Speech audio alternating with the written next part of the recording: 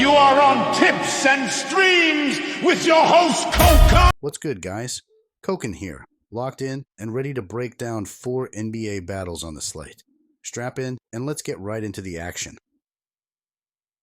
The first prediction for today's NBA games is for the game between the Houston Rockets and the Utah Jazz. Alright, hoopheads, it's Koken here, and I've been circling this matchup since early morning. Houston rolls into Utah, and every time these two link up in the Delta Center, the game feels like it has its own personality. But this one hits different because the Rockets come in playing some of the most grown man basketball I've seen from them in years. When I look at Houston right now, I see a team that knows exactly who they are. They're not winning by accident. They're dictating the tempo, owning the glass, and putting teams in a chokehold with that physical brand of basketball they've built into their identity. And as someone who watches them game to game, possession to possession, I can tell you their buy-in level is real. You don't string together this kind of stretch without your entire roster being locked in. What's really jumped out to me is how they've been closing games. I've seen them start slow, I've seen them fall behind, and every time, they tighten the screws, ramp up the physicality, and grind their way back into control. That ability to flip the switch defensively is what separates pretenders from teams that are actually built to win on the road. And speaking of the road, this group doesn't crumble away from home. They rebound everywhere, the ball moves everywhere, and they're not afraid to punch first, even in someone else's building. That front court presence with Sengun anchored in the middle keeps them steady, and when they're locked in defensively, they make life miserable for teams that like rhythm, spacing, and clean looks. Now, Utah at home is always a tricky read for me. I've said it 1,000 times on the channel. The Jazz don't look like much on paper, but in that building, with that crowd, with that altitude, they've always been capable of punching above their weight. And there are nights where they shoot the ball like they've got the rim on remote control. But when I look at this particular matchup, the gap between these two teams is just too wide for me to pretend it's not there. Utah's biggest issue right now is an effort. It's consistency. They look sharp one quarter and completely expose the next. And when you're dealing with a Rockets team that doesn't let up, that inconsistency gets magnified. The Rockets force you to play clean, mistake-free basketball for 48 minutes. I just don't see Utah being able to do that possession after possession. Another thing I can't ignore. The Jazz are simply giving up too many good looks, especially from deep, and against a Houston group that is shooting it with confidence. That's a recipe for long runs and separation in the scoreboard. Add in the fact that Utah's defensive rotations break down far too often, and you can't expect them to string together stops when the game gets tight. And let me say this clearly. Houston's mental toughness is the biggest separator here. They've shown they can win ugly, win close, win with defense, win with pace, win slow, win fast. Whatever the game calls for, they've answered it. That's what experienced eyes watch for. When a team shows they can win in multiple styles, that's when you know they're legit. So when I break this game down, possession by possession, matchup by matchup, and I ask myself which team is more reliable on both ends of the floor, it's not close for me. Houston just checks too many boxes. My prediction is, I'm playing the Rockets to win and cover the 10-point spread. I'm riding with Houston, and I expect them to handle this matchup with authority. Today's second prediction is for the game between the Raptors and the Knicks. When I look at this matchup, I see two teams coming from completely different emotional places, and that contrast is exactly what makes this night at the Garden so interesting. The Raptors have been one of the hottest squads in the league for the past few weeks, ripping off win after win and surprising anybody who slept on them after their slow start. But as much as I respect their surge, I can't ignore what I've been seeing from the Knicks lately, especially on their home floor, where they've turned Madison Square Garden into a straight-up pressure cooker. When I break down Toronto, the first thing that jumps out at me is their balance. They've been putting up strong scoring numbers. They run the floor better than almost anybody, and Scotty Barnes is at the point where he dictates the flow of entire quarters. Ingram gives them that off-the-dribble scoring threat, and Quickly's decision-making keeps their offense moving. But for as good as they've been, that loss to Charlotte sticks with me. They had all the momentum early, controlled the pace, and somehow let it slip away in overtime.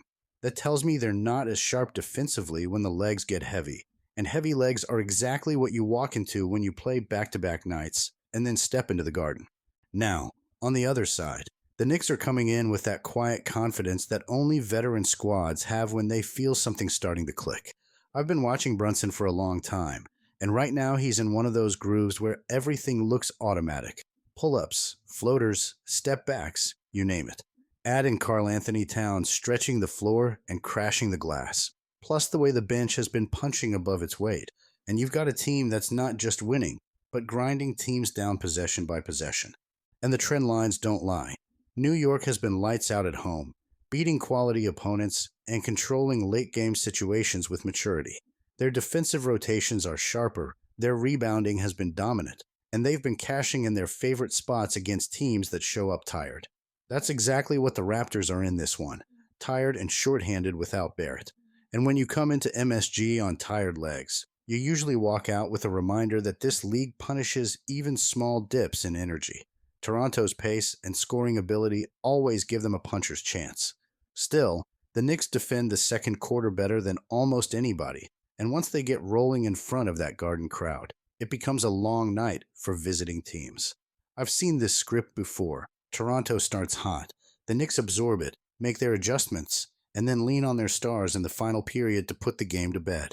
So when I put all of this together, the rest advantage, the matchup trends, the way the Knicks elevate their game at home, and how the Raptors usually struggle on the second night of a back-to-back, the path becomes clear to me. My prediction is this. I'm riding with the Knicks to win this game and cover the 6.5-point spread. That's my play, and I'm sticking with it. The third prediction for today is for the game between the San Antonio Spurs and Minnesota Timberwolves. What's up, guys? It's me, getting into another matchup for my tips and streams channel. And this one is a really interesting clash out west. The San Antonio Spurs going into Minnesota to face the Timberwolves at Target Center. San Antonio comes in hot. They have been punching above what anyone expected, even with key guys on the shelf. They have taken 5 of their last 6. They just outgunned Denver in a high-scoring road win, and their offense has been rolling all season. They move the ball, they shoot it well, and they rebound well enough to keep getting extra looks. De'Aaron Fox is the main engine in the backcourt, pushing the tempo, getting downhill, and setting up teammates. Devin Vassell has stepped into a bigger scoring role and is knocking down shots with confidence. Julian Champagny has been giving them real minutes as a scorer and rebounder, which has been huge with the injuries. But the big story around the Spurs is still who is not playing. Victor Wembanyama and Stephon Castle are out again, and Jordan McLaughlin is also missing. That means San Antonio is leaning heavily on a shortened core, and as good as the Spurs culture has been at filling gaps, that lack of size and star power eventually shows up, especially against teams that can punish them physically. Minnesota is that kind of team. The Timberwolves just snapped their skid in style, grinding out a statement win over Boston at home. Anthony Edwards absolutely took over that game with 39 points, attacking from everywhere, hitting jumpers, and closing it out like a true franchise guy. That is the version of Edwards that can carry this Minnesota team through rough patches. Around him, the Wolves have a well-balanced core. Julius Randle gives them a strong scoring and playmaking presence in the frontcourt, someone who can bully mismatches and also create for others. Rudy Gobert anchors the paint, controlling the glass and protecting the rim, which is especially important against a Spurs team that likes to get into the lane and collapse the defense. Minnesota's overall profile is still built on defense first. Even when the offense goes up and down, they can lock in, slow the tempo, and drag you into a half-court grind. This spot is all about context for me. The Spurs are feeling good after big wins and a strong start to the season, but they are still shorthanded and now have to go into a tough building where Minnesota has been very reliable. The Wolves are on the second night of a back-to-back, but there is no travel involved, and they are at full strength. When a team is healthy, has just taken down a top contender, and comes back home with momentum and confidence, I usually trust that more than a shorthanded underdog that has been overachieving. Head-to-head, Minnesota has also had San Antonio's number recently, and the Wolves' size inside with Gobert and Randle should bother a Spurs lineup that is missing its main interior star. If San Antonio's shooters cool off even a little, they can quickly find themselves chasing the game against Minnesota's physical defense. On the other side, if Edwards brings anything close to what he did against Boston, the Spurs are going to run out of answers on the perimeter. I respect what San Antonio has done, and I like this Spurs group long term, especially once they get healthy.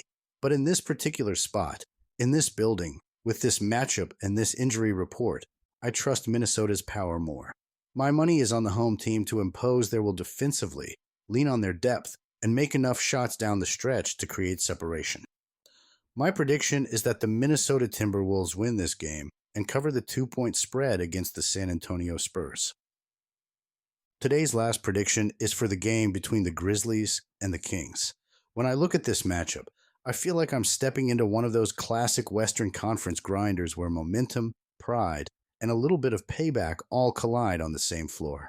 Sacramento hosting Memphis at Golden One Center might not be the headline game tonight, but for me, it's one of the most interesting storylines on the slate because of what's bubbling beneath the surface. Both teams have taken their lumps this season, but the Kings are walking into this one with something burning in their chest. That last meeting in Memphis was an outright embarrassment. I don't care how long you've followed the league. Losing by that margin sits in your stomach for weeks.